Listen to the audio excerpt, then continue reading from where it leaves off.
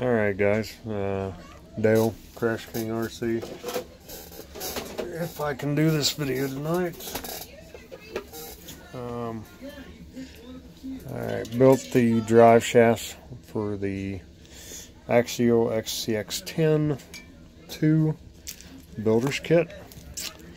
The front drive shaft is a 38 and a 33. Kind of watch that. I screwed up at first. I just went ahead and built them. And you see I got tape on them. The bag that is in this, which is everything is listed in a bag, and I do not like how now they're jumping back and forth from bag 1 to bag 2 to bag 3. I think that's I think it causes problems, especially if it's your first build. But on this one here, anyhow, I've put the actual pin in it up here enough to keep this from slipping off. And then these drive shafts, when there's no, nothing between or on the ends of them, they just come apart real easy. So I just put a piece of tape on them. This end they don't give you the actual pin for, it's in a later step. But if you put this together, it will fall apart if something's not holding it, just like it just did. The only problem is, inside this little end, it normally just falls right out, but when you want it to, it won't. Alright, there's a pin in here. And that pin will fall out on you. You don't want to lose that, but that's kind of why I did that. These are actually kind of a 4-piece. So this bolt's in here. The bolt goes in through the end. Gives you all the sizes, all that crap. I'm sure some of you guys don't want to hear this, I know, but I guess I'm just trying to do the best I know. I do appreciate all the great comments. Guys, I very much appreciate this. But with that being said, once you put your pin in your actual yoke, then you got the short lock pin that goes in there, and then your cup goes over it. Now, me just being silly, I guess, I would think they would have gave you the bolt so you could put the bolt in it in this process, that way it wouldn't fall apart, because they got to know that them fall apart, but they don't. So I normally, when I'm doing these, I'll put like a little model glue in this plastic, slide it on there, and it'll stay good enough to get you through the job. But I have misplaced my model glue. I know where it is, but I don't feel like digging for it. So what we're going to do is, the drive shafts are built. They're pretty simple. Like I said, again, you got your marking here, measurements, tells you what everything is. You're good to go. Once you build the drive shafts, next step, and I'm not going to do much of this tonight. I've been outside working a great deal today. But you get your drive shaft. They tell you to put your drive shafts on first. We'll go ahead and do it that way.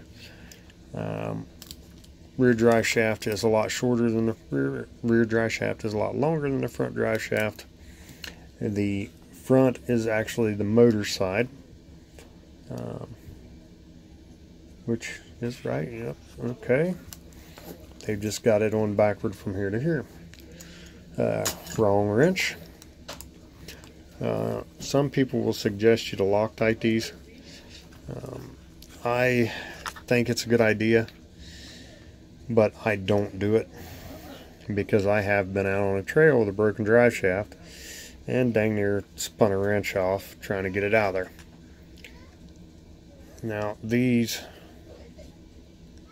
are really tight fitting, and I'm going to spin this around because I have built a couple different kits that, if you don't watch it, and the reason they suggest Loctite, which this one doesn't, is because this bolt will actually come through, and if it does, it can hit the case, then you're stuck. Obviously, if you did a build before, you know it, you're fine. But if you're new at this, that's something you might want to watch for. So quick, simple, throw that in there. I'm probably going to wrap this up pretty quick here.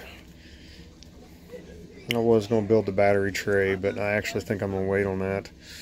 I've got to get a steering servo. I forgot I had two trucks, two of my recent purchases, my RC four-wheel drive and my Viterra Blazer. Steering servos are pretty well garbage in both of them, and I am obviously having some technical difficulties.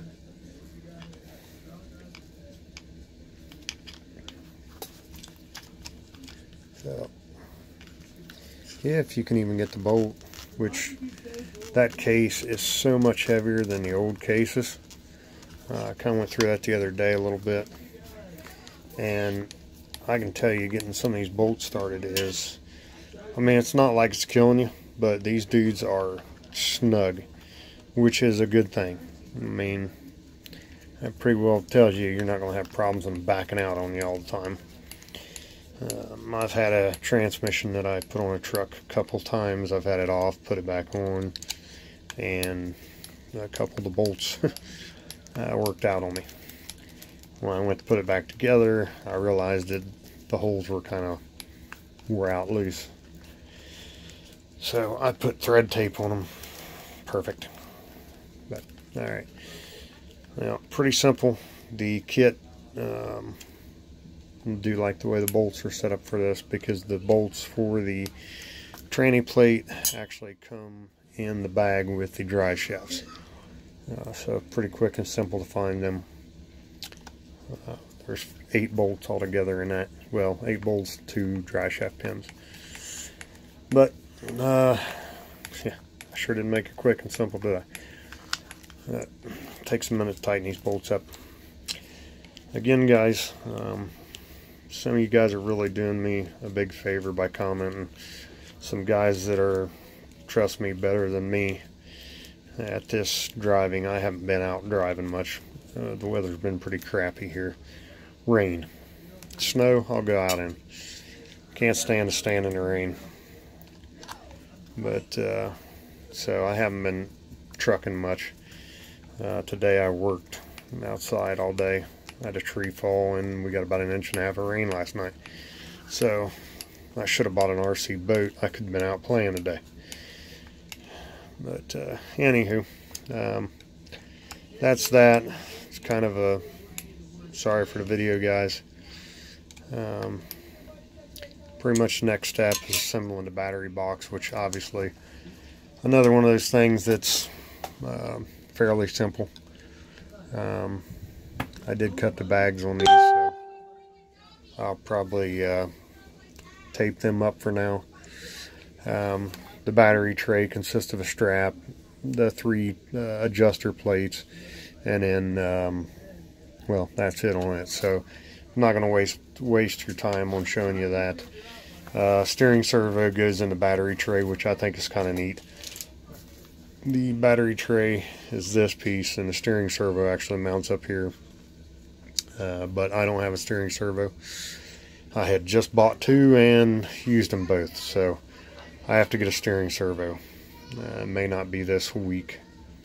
As some of you know, I've lost my job, and I don't have a job yet, so spending money is a little bit tight. I did get a gift card, but I actually had already purchased some stuff, so to speak, and that's where I spent the money. But as soon as I get this battery tray together and then I get time, I'm going to start on the frame, which I'll probably waste some time on that for you guys and actually walk through it. I can't wait to actually start mounting the axles and getting this thing to look like a truck. I'm pretty excited, but weekends are kind of burning me up. So thanks guys for watching. No, it wasn't much of a video, but to all you who have been awesomely posting and talking to me, I appreciate it very much. I did have an anonymous gift, and I've picked up a little job of painting body, so I'm going to try to do that, and I may actually try to video that once I get everything ready, and then try not to screw it up. But hey, I'll do my best, I assure you that one. But thanks, guys. Hope you enjoy my little videos, and thanks for listening. Appreciate it. Everybody have a good one. Enjoy your hobbies, whatever they may be. Thanks for watching.